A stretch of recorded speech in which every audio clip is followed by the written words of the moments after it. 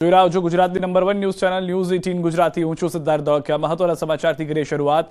સુરતમાં બેંકના એટીએમમાં ભીષણ આગ લાગી છે। ઉધના ભાટિયાના વિસ્તારની ઘટના છે। ખાનગી બેંકના એટીએમમાં આગ લાગતા દોડધામ મચી ગઈ હતી। સ્થાનિક લોકો દ્વારા ઘટનાની જાણ ફાયર વિભાગને કરવામાં આવી। ધુમાડાના ગોટે ગોટા નીકળતા લોકોમાં પણ ગભરાટનો માહોલ જોવા મળ્યો હતો। અતિશય ગરમીમાં બેંક એટીએમમાં એસી હોવાથી શોર્ટ સર્કિટ થયું હોવાનું અનુમાન પ્રાથમિક છે।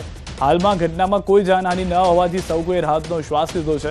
એટીએમમાં રહેલી કેશ બળીને ખાખ થઈ હોવાનું પણ અનુમાન હાલમાં સેવવામાં આવી રહ્યું છે। વધુ માહિતી ન્યૂઝ 18 સંવાદદાતા કીર્તેશ પાસેથી મેળવું છું। કીર્તેશ, કેટલા વાગ્યાની ઘટના, હાલમાં શું પરિસ્થિતિ છે આગની ઘટનાને લઈને?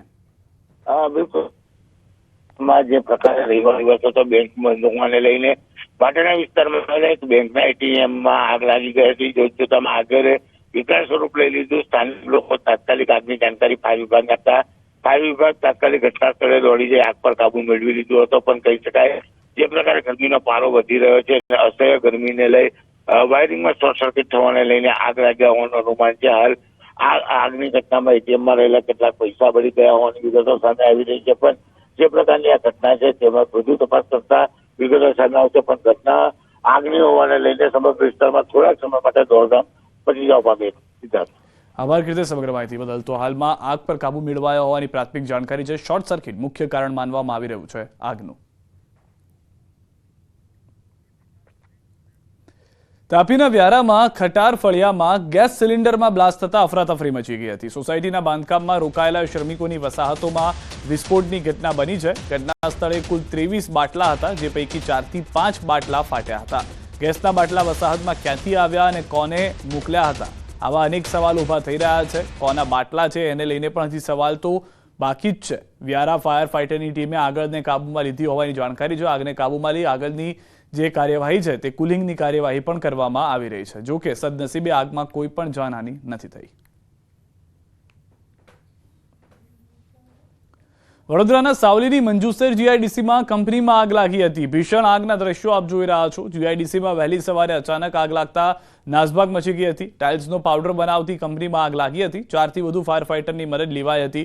તો આ તરફ કચ્છમાં કંડલા પોર્ટમાં ક્રેનમાં આગ ભભૂકી ઉઠી હતી। જેટી નંબર 7માં ઉભેલી ક્રેનમાં આગ ભભૂકી હતી।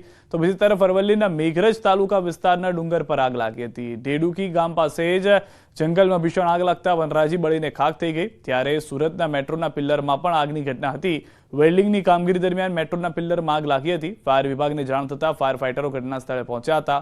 પાણીનો મારો ચલાવી ફાયર વિભાગે આગ કાબૂમાં લીધી હતી। શહેરના રિંગ રોડ નજીક આગનો બનાવ બન્યો હતો।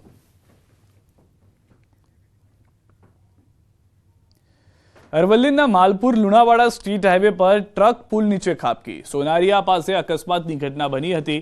સ્ટીયરિંગ પરથી કાબુ ગુમાવતા ઘટના બની। આસપાસના લોકો ઘટના સ્થળે દોડી આવ્યા હતા। 30 ફૂટ નીચે ટ્રક ખાબકતા કેબિનનો કચ્ચરઘાણ વળ્યો હતો। સ્થાનિકોએ ટ્રક ડ્રાઈવરને બહાર કાઢ્યો હતો। ચૈત્રી નવરાત્રીની શરૂઆત થતા જ હિન્દુઓની ધાર્મિક ભાવના દુભાવતા તત્વો સક્રિય થયાનું જોવા મળ્યું છે। ગોધરા નજીક આવેલા ભમૈયા સ્થિત પૌરાણિક રંગેશ્વર મહાદેવ મંદિરમાં ચોરી સાથે તોડફોડ થઈ હતી।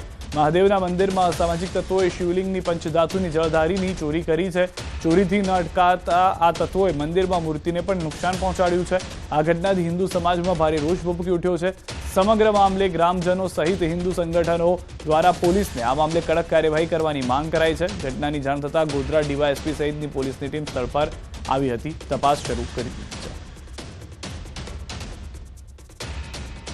જેથી કરીને અમારા ગામના સમસ્ત ભક્તોના હિન્દુઓની લાગણી જેની સાથે જોડાયેલી છે એવી માતાજીની મૂર્તિને આજે તોડી નાખી છે। એટલે સમસ્ત ગામ ગહેરા શોકમાં છે અને હિન્દુઓની લાગણી ખૂબ જ દુભાયેલી છે અમારા ગામના।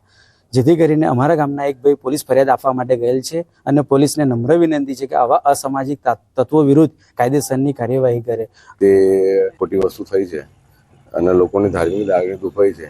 એ અનુસંધાનમાં પોલીસ સાથે રહીને આની યોગ્ય કાર્યવાહી થાય। અને અત્યારે સીસીટીવીની બધાની જાણ શોધવાની શોધખોળ ચાલી રહી છે અને ટૂંક સમયમાં પોલીસ ખાતાએ એવી બાંયધરી આપી છે કે ભાઈ થોડા સમયમાં આપણે જે તે વ્યક્તિ આ કાર્ય કર્યું છે, જે ખોટું કર્યું છે, ત્યાં હિન્દુ સમાજની લાગણી દુભાઈ છે, એને અમે યોગ્ય પકડીને યોગ્ય કાર્યવાહી કરશું એના પર।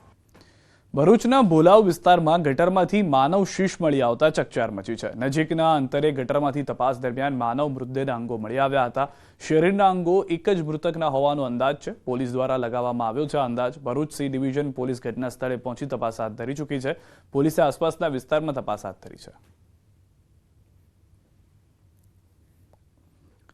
છોટાઉદેપુરના ગુડા ગામે ભાભી સાથેના આડા સંબંધમાં મોટા ભાઈની હત્યા કરવામાં આવી છે. મોરસન રાઠવાની પત્ની બલીબેનનું દિયર શંકરભાઈ સાથે આડા સંબંધો હતા. નાના ભાઈ શંકરને ભાભી સાથેના આડા સંબંધમાં મોટો ભાઈ મોરસન આડખીલી બનશે તેવી આશંકા હતી, જેથી ઘરની બહાર સૂઈ રહેલા મોટા ભાઈના માથાના ભાગે અને મોઢાના ભાગે પરાઈના ઘા ઝીકી નાનો ભાઈ ફરાર થયો હતો. ઘટનાની જાણ થતાં જ પોલીસે મૃતદેહને પીએમ અર્થે ખસેડી ફરાર આરોપીની શોધખોળ હાથ ધરી છે.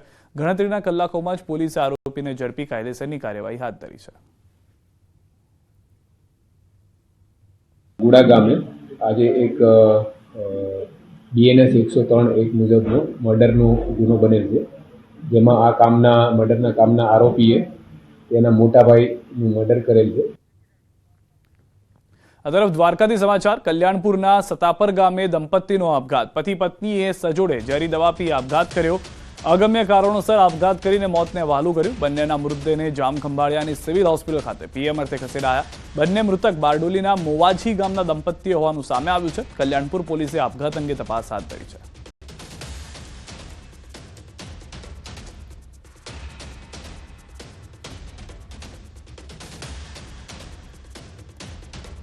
પૂર્વ નાયબ મુખ્યમંત્રી નીતિન પટેલે સ્ફોટક નિવેદન આપ્યું.